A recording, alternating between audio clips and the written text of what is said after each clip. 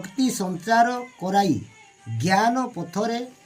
शिष्य को पथित कराइबा। एक श्रद्धा,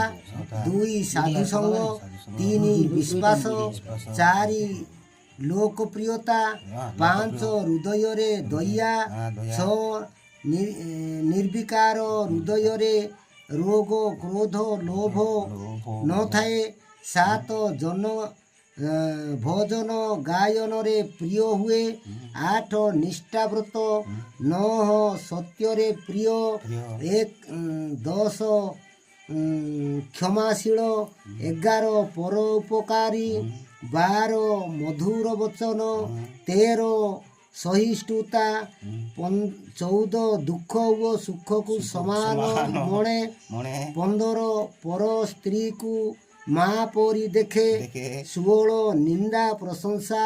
नाही, 17 काहारी मनरे दुख दिए नाही। এই তিনটা চারটা ন থিব কাহা পাখরে